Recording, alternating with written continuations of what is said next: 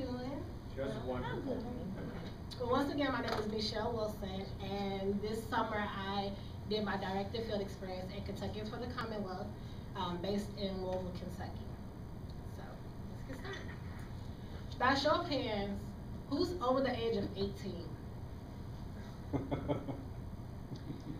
Now, of you, who is registered to vote? Who has had the opportunity to vote? Now imagine that that opportunity was taken away from you because you did a small mistake or made a mistake. And even though you cleaned it up and made sure that everything is okay, they still told you you could not vote. How would you feel? Left out. I would feel bad. I would be mad. Isolated. Frustrated. Okay. Well, so little quiz. In America, take a wild guess of how many people cannot vote. You mean percentages or you want numbers? Numbers. Let's say numbers. Just You mean all together? yeah, of the U.S. There's like a lot of super poor people in the U.S. Well, let me rephrase that question. How many people are not allowed to vote? Oh, not allowed. 10 million. That's what I was going to say. 10 million? Like 20. 12 million? I didn't think it's a million. Let's say 2,000. 2,000. Well, in America, 4.7 million Americans are not allowed to vote. Now, that's in America, but we're in Kentucky. So let's get a little closer to home. How many in Kentucky do you think are not allowed to vote? 1,000. Huh? 10,000. 1,000? 10,000? 75,000. 75,000? Is that all the guesses? 50. 50,000? 50,000? I revoked my number. How many people in Kentucky? 40,000. In Kentucky alone, 168,000 Wow. Kentuckians are not allowed to vote. Why is this? Because of Section 145 of the Kentucky State Constitution, it states that any person convicted of a felony is not allowed to vote. This is even once they completed probation and parole, completely done. They are still not allowed to vote. So this is why I chose to intern with Kentuckians for the Commonwealth, because like me, they are trying to do something about it. So, a little bit about Kentuckians for the Commonwealth.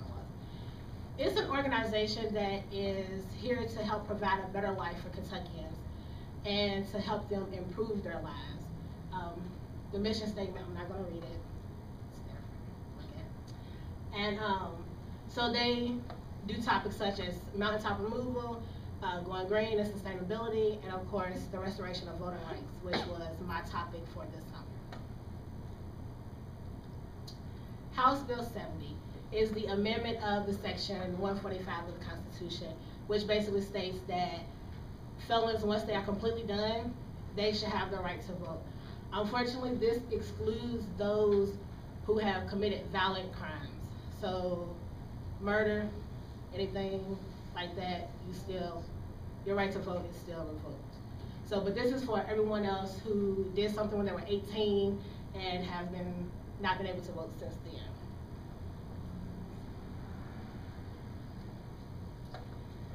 I started my internship June 9th, right after I got back from Malaysia.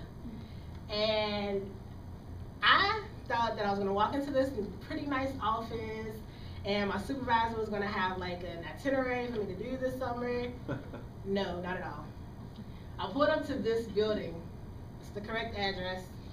My uncle was like, "What is that? Whose house is that?"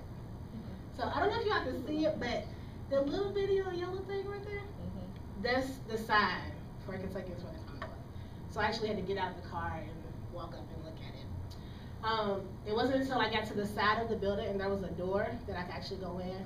So I realized that the office is actually in an apartment and not an actual office. So I was confused, didn't know what was going to happen.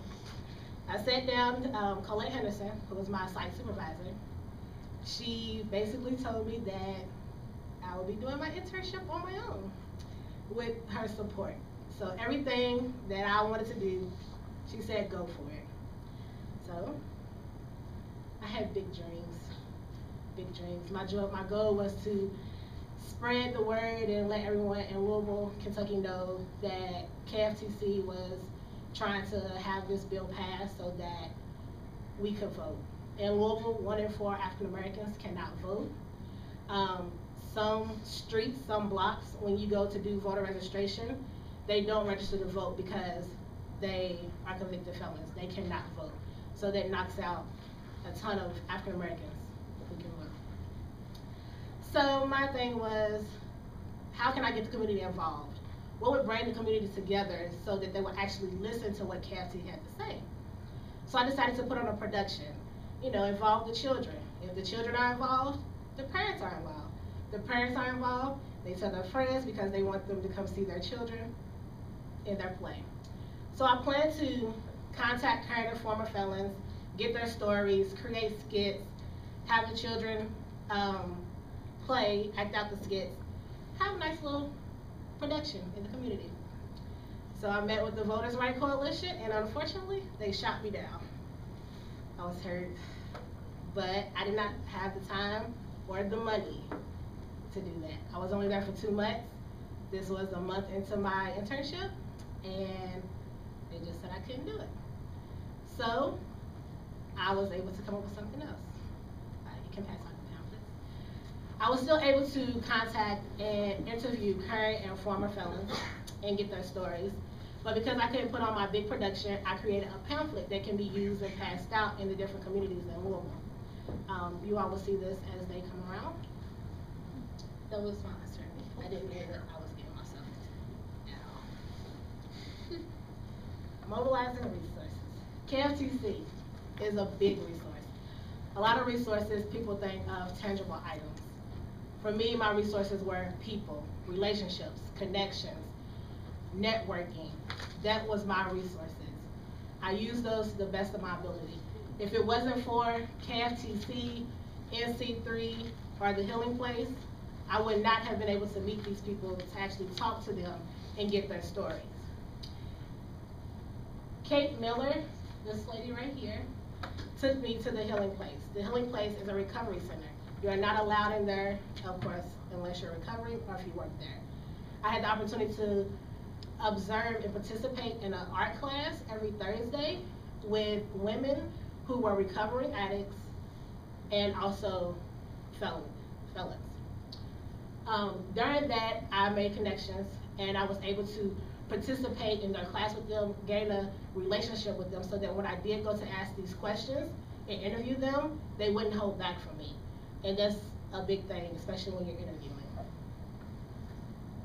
This picture right here is a network night that NC3 Network Center for Community Change holds every month, once a month. And this network night is basically when different people from different organizations come to one central location in different communities in Louisville and they speak. So if you come to this network night, you're able to get money to go back to school, find someone to help you find a job, find help to get your civil rights back. Anything you need, housing, clothing, school supplies, anything you need, you're able to go to this network night and they feed you. So it's pretty good. Allocating change. This was a big part of my internship. I participated in many fairs and different organizations, got to connect with them and talk to the people that they work with.